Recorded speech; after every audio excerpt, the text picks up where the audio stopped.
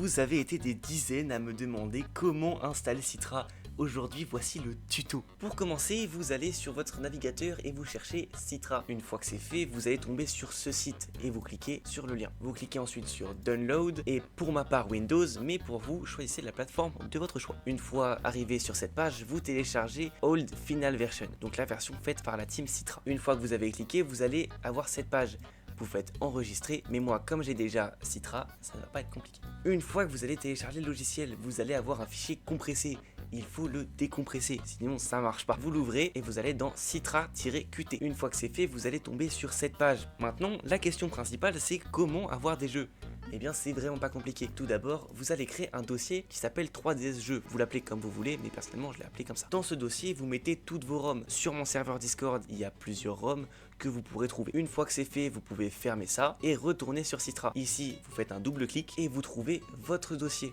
Personnellement, 3DS Jeux. Vous faites sélectionner un dossier et vos jeux apparaîtront comme par magie. Ensuite, vous allez sur émulation, configurer et maintenant nous allons rentrer dans la partie configuration de l'émulateur. Juste ici, vous pouvez modifier la vitesse d'émulation de votre ordinateur. Si ça ne marche pas, c'est parce que votre écran ne fait malheureusement pas plus de 60 fps. Ça ne marchera pas, n'essayez pas. Ensuite, dans système, il faut absolument mettre la langue française, sinon vos jeux ne seront pas en français. Et aussi pays France, mais ça c'est comme vous voulez, je crois que ça change pas grand chose. Ensuite, dans caméra, si vous voulez par exemple sur Yokai Watch scanner des QR codes, il faut faire caméra arrière, image fixe et ensuite faire OK. Vous pouvez aller dans l'onglet vidéo ici pour modifier la résolution de votre émulateur. Personnellement, je joue en x6. Ensuite, il y a des filtrages, etc. Mais ça, je sais pas vraiment y toucher, donc je vais pas vous aider là-dessus. Dans l'onglet son, vous pouvez modifier le son, mais ça se passe aussi en bas, juste ici. Dans l'onglet contrôle, maintenant, vous avez été énormément à me demander comment configurer une manette sur Citra. C'est très simple. Vous faites nouveau. Vous donnez un nom et vous allez arriver sur un menu comme celui-ci. Vous faites configuration automatique, vous prenez votre manette en main, personnellement j'ai une manette de PlayStation 5, vous appuyez sur OK et ensuite vous bougez votre joystick.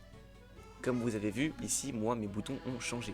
Ensuite vous pouvez configurer les touches comme vous voulez et ensuite vous faites OK. Une fois que c'est fait, vous pouvez aller sur le jeu de votre choix, je vais aller sur Yokai Watch 3. Donc comme vous voyez, moi je joue en écran hybride et vous pouvez modifier dans voir, disposition de l'écran et ici vous pouvez changer. Comme vous pouvez le voir, le jeu est vraiment magnifique. On voit que ça tournerait pas sur 3DS par exemple. Merci d'avoir suivi ce tuto, j'espère avoir pu vous aider. Si vous voulez voir du Yokai Watch en stream, je suis régulièrement en live sur TikTok ou Twitch.